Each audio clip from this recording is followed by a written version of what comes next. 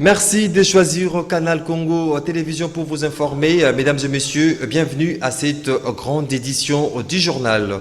Début ce lundi 30 août 2021 des épreuves des examens d'État édition 2020-2021 sur toute l'étendue du territoire national.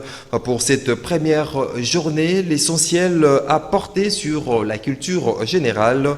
Quelques élèves rencontrés ont indiqué que les épreuves se sont déroulées en toute quiétude.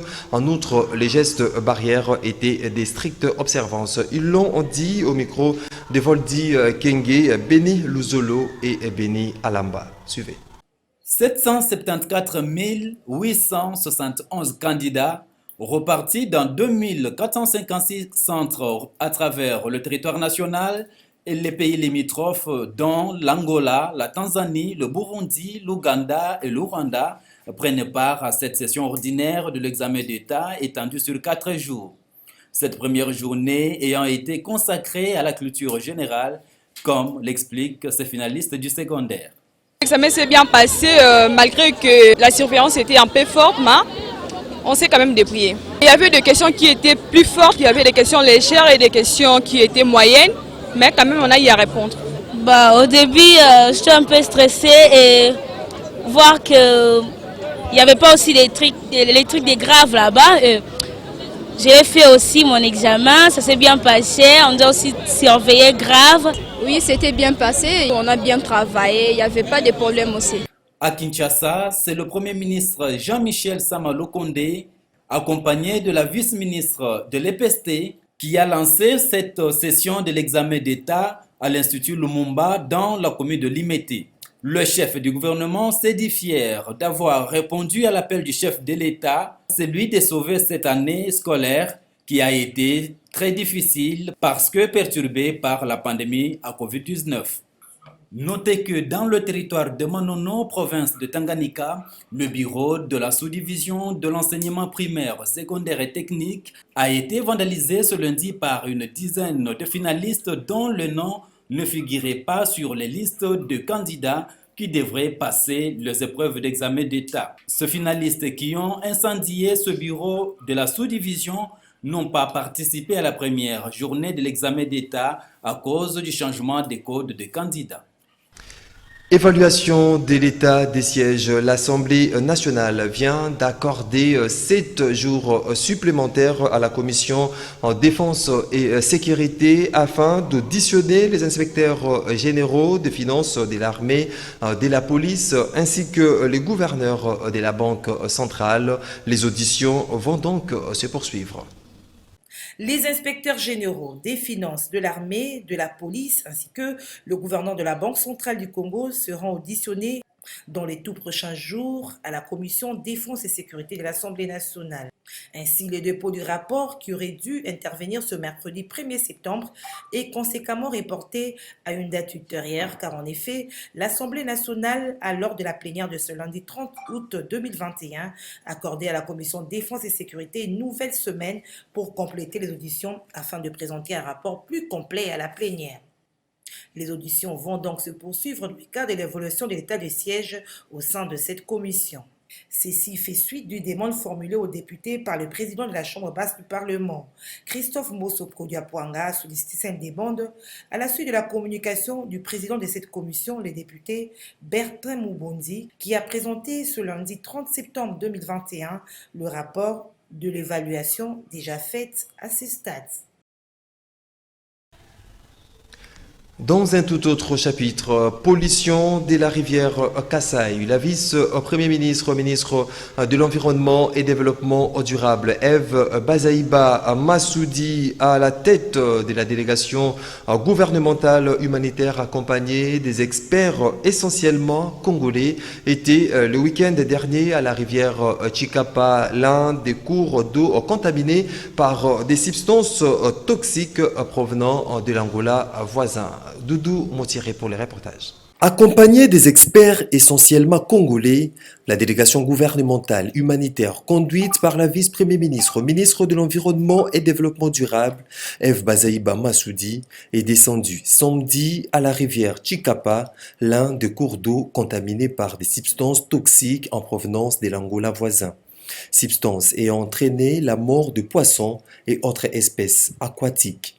Sur place, la patronne de l'environnement et développement durable de la République démocratique du Congo a instruit les experts de procéder à des analyses correctes et approfondies afin d'obtenir des résultats fiables et concluants.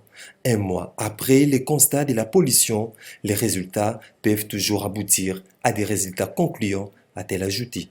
Donc, comme je vous ai dit au cours de la réunion, ce qui s'était fait, c'est bien, on a encore ces résultats, mais maintenant, c'est pour permettre aussi au gouvernement provincial de lever la mesure ou pas.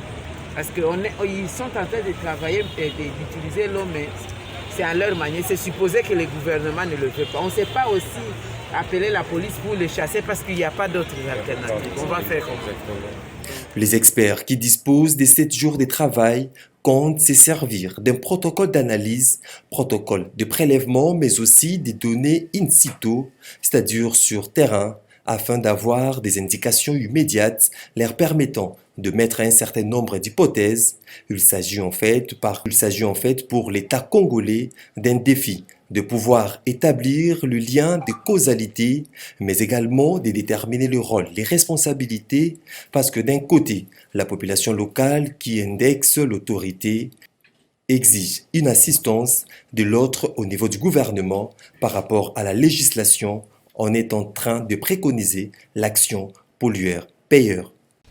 Clôture dimanche 29 août 2021 en Johannesburg, en Afrique du Sud, de la session de présentation des projets et d'équipements médicaux. C'est en vue d'un partenariat entre le ministère de la Santé publique, Hygiène et Prévention et la multinationale Philips. Suivez. Ouverte samedi 28 août à Johannesburg, en Afrique du Sud, la session de présentation de projets d'équipements médicaux en vue d'un partenariat entre le ministère de la Santé publique, Hygiène et Prévention et la multinationale Philips s'est clôturée dimanche 29 août 2021 sous une note satisfaisante. Dans son mot de clôture, le ministre de la Santé publique, Hygiène et Prévention, Dr Jean-Jacques Mbongani, s'est félicité du déroulement de ces assises. Il a saisi cette occasion pour réaffirmer l'engagement de son pays, la RDC, à améliorer des soins de santé en faveur de sa population et à améliorer les soins de santé en faveur de sa population. Et selon Jean-Jacques Mbongani, Philips se présente comme un partenaire à même de contribuer positivement dans le cadre de la politique gouvernementale axée sur la couverture santé universelle. Je commencerai par féliciter tous les intervenants de ce jour et même d'hier, parce que ça nous a permis réellement d'échanger sur le besoin de la République démocratique du Congo dans le secteur de la santé. On a besoin de rappeler que nous devons absolument renforcer le système sanitaire dans notre pays, et comme je l'avais dit d'entrée de jeu, nous sommes à la bonne adresse. Pour sa part, Hugo Mossonia, manager Solutions Philips basé à Dubaï, aux Émirats Arabes Unis, intervenant par visioconférence, a salué les travaux accomplis par la délégation de la RDC au niveau préparatoire pour la matérialisation de la couverture santé universelle à travers notamment les différents projets envisagés avec Philips, visiblement engagés pour soutenir le pays dans le cadre d'un partenariat gagnant-gagnant. Hugo Mossonia a affirmé que leur firme est prête à travailler avec la RDC dans les timings indiqués dans le plan de travail présenté par le ministre de la Santé publique, Hygiène et Prévention.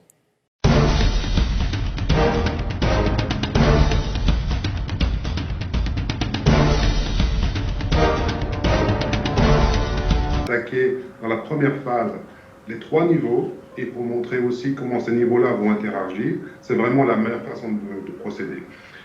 Donc c'est vraiment, revigorant et ça montre aussi le travail que vous avez fait, chère délégation, au niveau de la préparation pour arriver à un plan qui est très cohérent.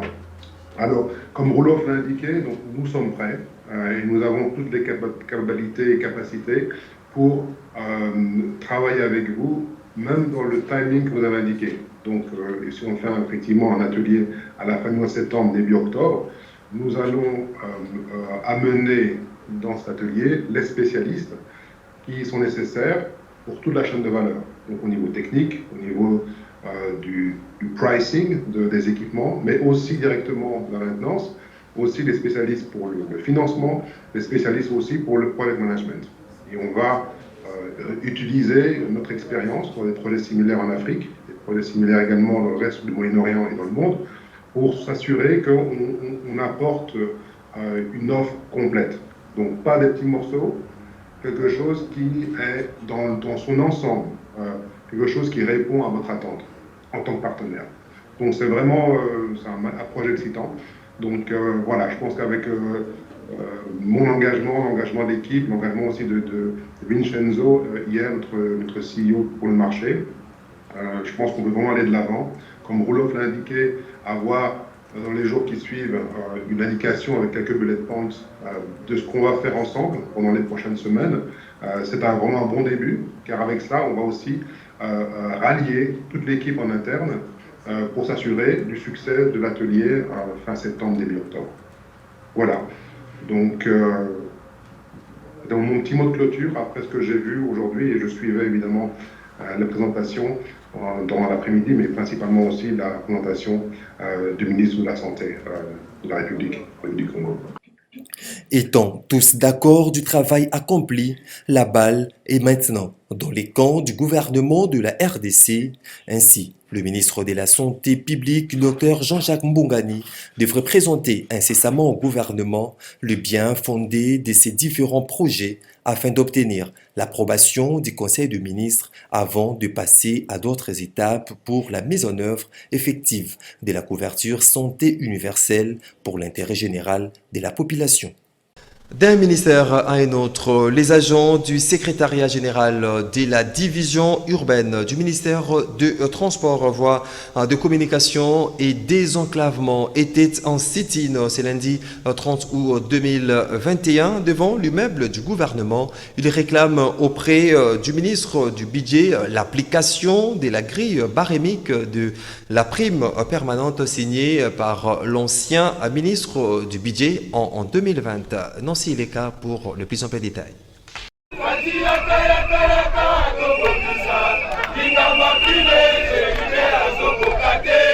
Ils ont observé un sit-in ce lundi 30 août 2021 devant l'immeuble intelligent. Ils, ce sont les agents du secrétariat général de la division urbaine du ministère de Transport, voies des communications et désenclavement. Ces agents réclament au ministère du Budget l'application de la grille barémique de la prime permanente signée depuis 2020 par l'ancien ministre du Budget. Un bon père, Chéribin Okende a quitté son bureau de travail pour les rencontrer et échanger en vue d'une solution durable.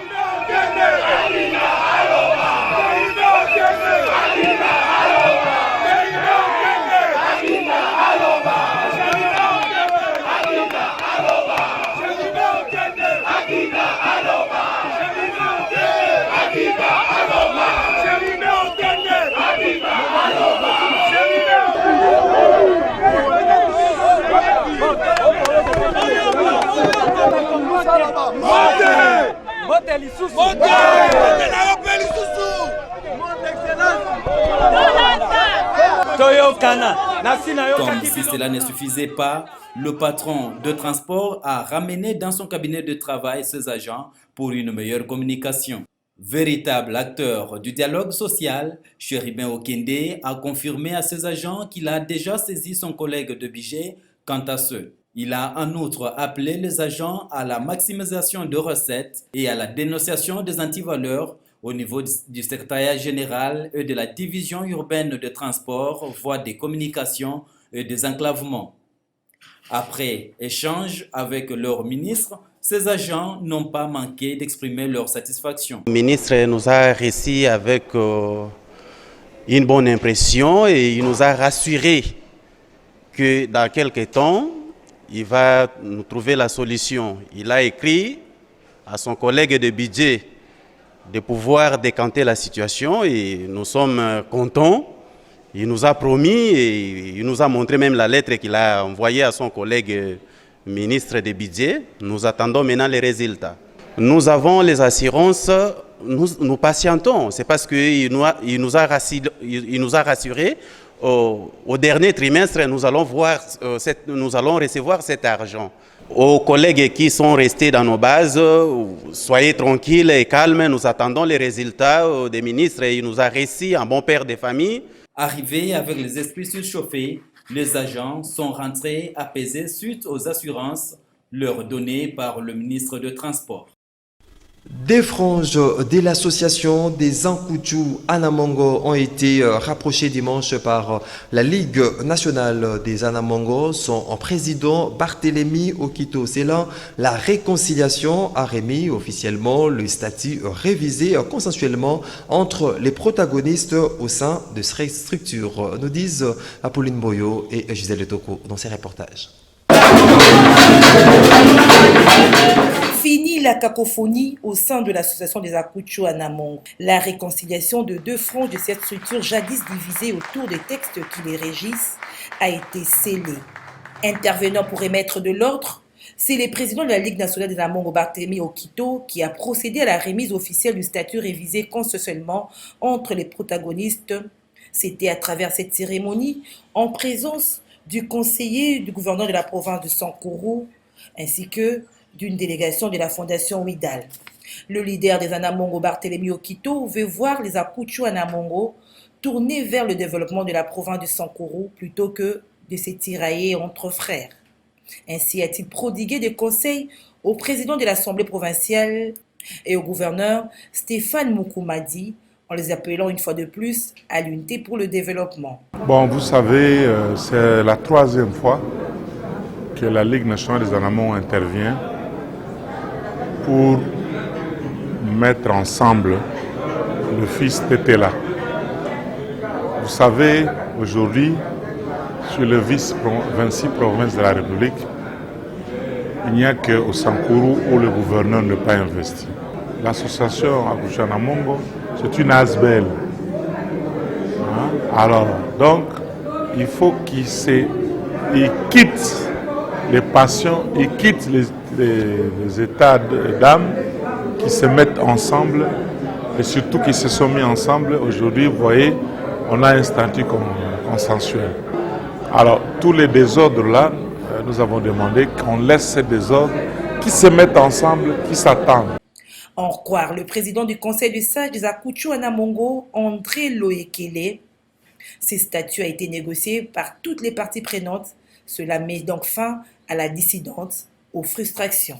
Nous, Akutu Anamongo, nous nous sommes retrouvés avec nos frères et sœurs de la grande famille de la Nina pour démontrer notre sagesse et notre maturité en acceptant ces statuts qui ont été négociés par toutes les parties prenantes. Et cela met fin aux frustrations, met fin à la dissidence qui voulait naître au sein de la communauté des Akutu Anamongo.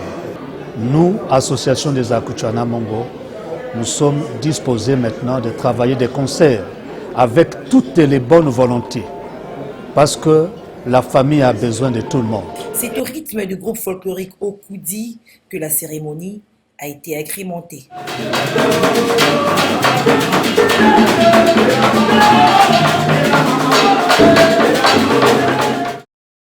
Encore mort par inadvertance à Kinshasa, la capitale. Il s'agit du colonel Polydor Kassongo, commandant de l'ex-Pire, tué par balle par son propre garde du corps, qui voulait disperser le motocycliste communément appelé Wewa, qui gênait la circulation au niveau du pompage. Nous sommes là dans la commune d'Nkalima. Nadine Tchotchugombo.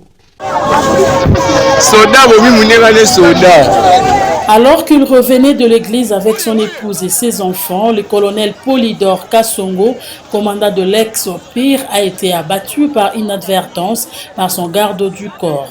Bloqués dans les embouteillages au niveau de pompage avec désordre orchestré par les motocyclistes communément appelés Wewa, son garde du corps est descendu pour ouvrir le passage et il a été confronté à la résistance des Wewa. Ainsi, monsieur le garde du corps a tiré une balle de sommation pour disperser les gens. Fort malheureusement, la balle a atteint son propre patron, le colonel, à la poitrine et le décès a été constaté à l'hôpital.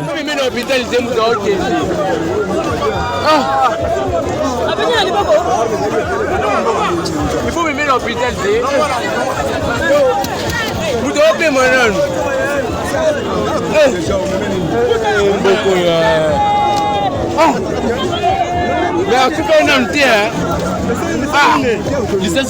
Combien de morts par inadvertance allons-nous continuer à compter en RDC? Les Wewa sont-ils les hors-la-loi? Toutes ces questions restent pendantes. Et puis, sachez en plus bref que la famille du général John Numbi en cavale a été déguerpie de la maison qu'elle occupait ce lundi 30 août 2021 sur l'avenue des Orangers au quartier Golf dans la commune d'Elagombe en face de l'ancienne résidence de Manuel Ramazani Chadari. Nous y reviendrons. Page noire dans ces journaux, les révérends apôtres Emmanuel Mbiye Moulaya, visionnaire de la communauté cité Bethel et père biologique du pasteur et artiste musicien Moïse Mbiye n'est plus. Il a attiré sa révérence ce lundi 30 août 2021 à minuit à Paris en France où il séjournait et était pris en charge.